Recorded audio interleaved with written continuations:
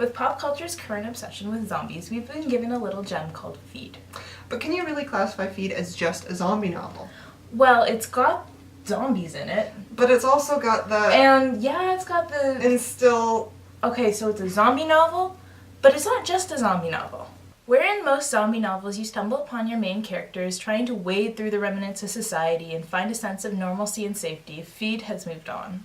The US and the rest of the world was hit by the zombie plague in 2014, and despite a rocky start, the status quo has been changed and people have decided to live with their sense of fear instead of just curling up into a ball and accepting the apocalypse. Okay, so hold on. Explain the plague. Can I use visual aids? Whatever.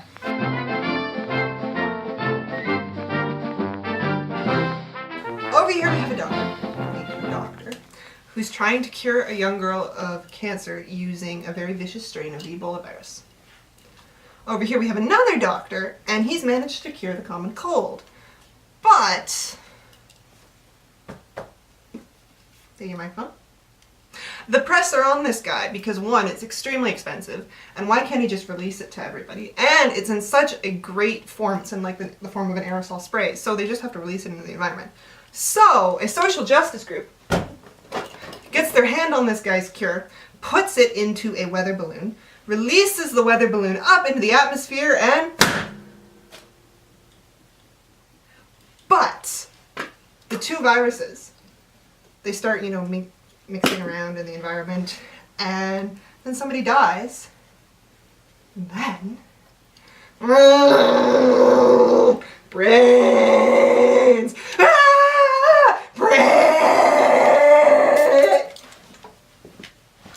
Everybody is infected with the new Chelsey virus, meaning that when you die, whether you had zombie saliva injected into your bloodstream or you just passed away peacefully in your bed, everyone becomes a zombie. The author's research into virusology really shows, and she explains her science in a way that it's very easy to follow. So all of a sudden you're dropped into this world where the zombie plague doesn't seem like just a possibility, but the only probable outcome. Society finds ways to cope with its new undead inhabitants.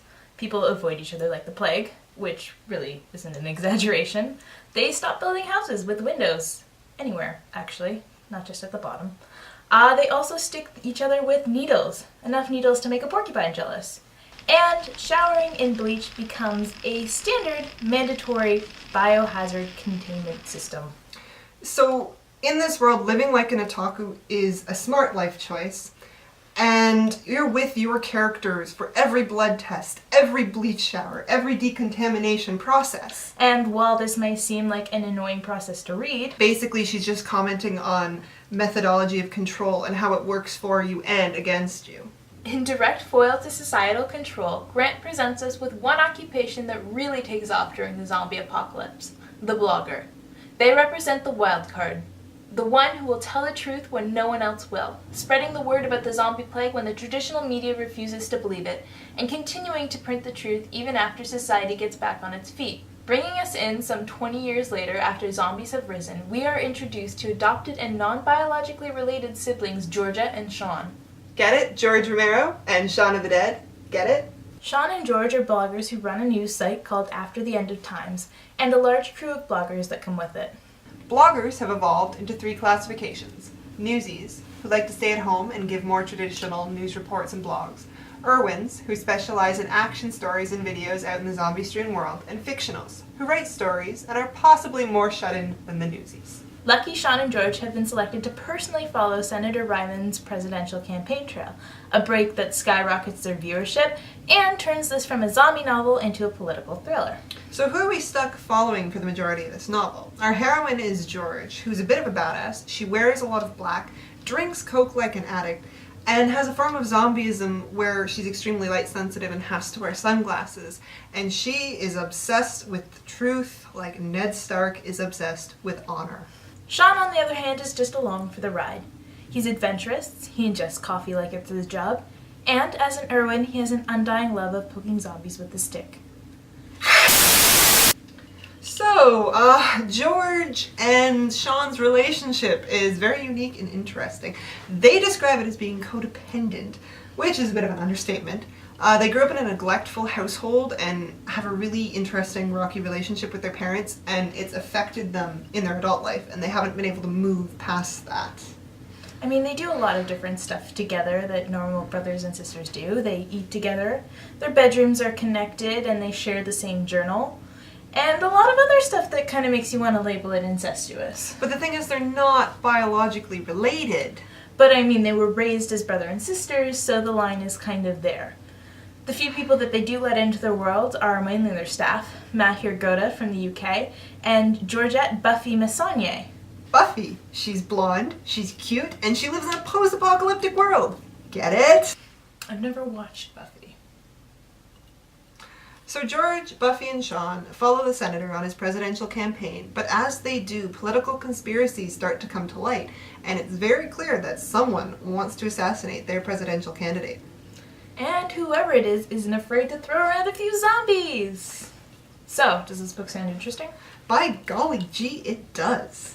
But as we know, books with great premises don't always live up to their potential.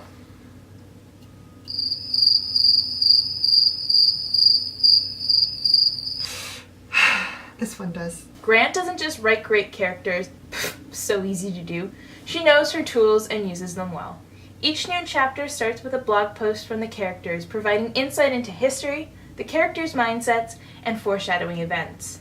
The book is ripe with new twists on old ideas, fast-paced action, and fascinating characters. Georgia and Sean's brother-sister relationship is unique and interesting.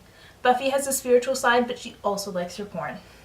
The characters straddle the line of either being stock or subverting stereotypes. And for some people this might not work, but in a way it adds depth to the novel, because you never know exactly when something is going to go as you would think it would, or it's going to subvert the norm.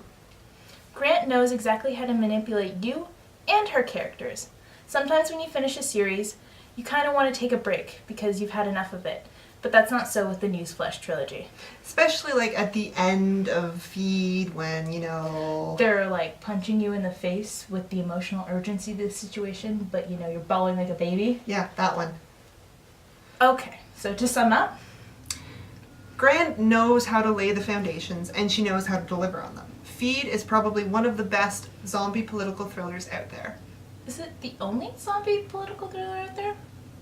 I don't know, actually. Did you ever notice that the zombie apocalypse did great things for the internet's punctuation and grammar?